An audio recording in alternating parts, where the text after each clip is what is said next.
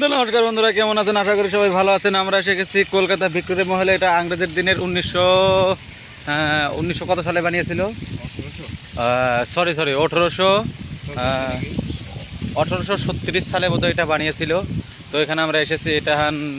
এটা এখন ভারত সরকারের অধীনে চলেছে, কারণ আমরা আসার আগে ইংরেজরা এখান থেকে সব চলে গিয়েছিল।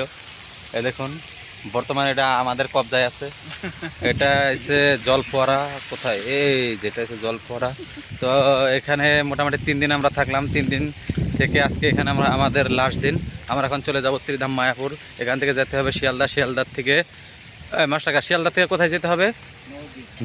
নবদ্বীপ যেতে হবে। তো এখানে আমরা টাটা বাই বাই করে চলে যাচ্ছি, আবার আসব। তো একটা দুঃখ লাগলো এখানে এসে, কি জানেন? এখানে এসে আজকে হলিডে মানে হোলি ছিল। এর দিকে এটা মানে ভিতরে এন্ট্রি দেয়নি, ঢুকতে দেয়নি, মানে টিকিট লাগে এখানে ঢুকতে। তো টিকিট কাউন্টার বন্ধ, সেজন্য আজকে ঢুকতে পারলাম না। আবার আসবো, আমরা এখানেই আসবো, এখানে এসে ঢুকবো, দেখাবো। তো এটা হচ্ছে জলফোয়ারা। এটা তো দেখালামই। মানে আপনারা আসুন, এখানে খুব ভালো দেখতে। স্পেশালি এখানে যদি আসেন, আপনারা গার্লফ্রেন্ড যদি পটিয়ে পারেন বা ভাড়া নিয়ে আসতে পারেন, আনেন আর কি, মানে ভালো লাগবে আর কি। আমাদের তো এগুলো নাই, তো আমরা দুজনে এসেছি। এটা হচ্ছে বোধহয় পুকুর। হ্যাঁ, আমাদের আসামে যে আছে কি দিগুলি পুকুরি, সেটার থেকে অল্প ছোট হবে, কিন্তু মাছ আছে এখানে, কিন্তু পরিষ্কার আছে।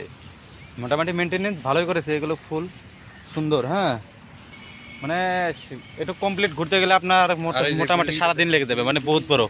এটা হচ্ছে কলকাতার ভিতরে সবচেয়ে থেকে বড় বিল্ডিং। হ্যাঁ, ওইটা যে দেখতে পাচ্ছেন, 42 ফ্লোরস।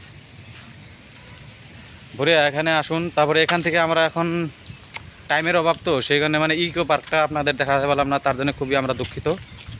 মানে স্পেশালি আমি দুঃখিত, আমার খুব ইচ্ছা ছিল ওখানে যাওয়ার জন্য, কিন্তু পারলাম না। আজকে টাইমের অভাব। তো কালকে সারাদিন ঘুরছি। কালকে তো আপনাদের বলেছিলাম কোথায় কোথায় গেছি। কালীঘাট গিয়েছিলাম, কালীঘাটের পরে গিয়েছিলাম, কোথায় গেছিলাম কালীঘাটের পরে? সায়েন্স সিটি গিয়েছিলাম। সায়েন্স সিটি, বাবা রে বাবা, কেলা কেমন জায়গা! একদম দারুণ, খুব সুন্দর জায়গা। মানে বলে তো বহুতে অ্যাক্টিভিটিও করতে পারবেন সেখানে। তো যদি কলকাতায় আসতে চান, ফার্স্টে আপনার আসুন হাওড়া বা কলকাতা স্টেশনে নেমে যান। ওখান থেকে সিজে হাওড়া নামলে হলো ভালো হবে। হাওড়া ব্রিজটা দেখতে পারবেন সুন্দর। হাওড়া ব্রিজটা দেখে ওখানে স্নানও করতে পারবেন। নিচে ঘাট আছে, ঘাটে স্নান টান করে একদম ফ্রেশ ট্রেশ হয়ে ওখানে সুন্দর হোটেল আছে, ভাত টাত খেয়ে আপনারা যে কোনো একটা রুম নেন। সকালে রুম নিয়ে তারপর রেস্ট করুন, ঘুমান। তারপরে পুরো কলকাতাটা ঘুরুন। খুব সুন্দর কলকাতাটা। হ্যাঁ, এটা হচ্ছে এই যে রানী ভিক্টোরিয়া মহল।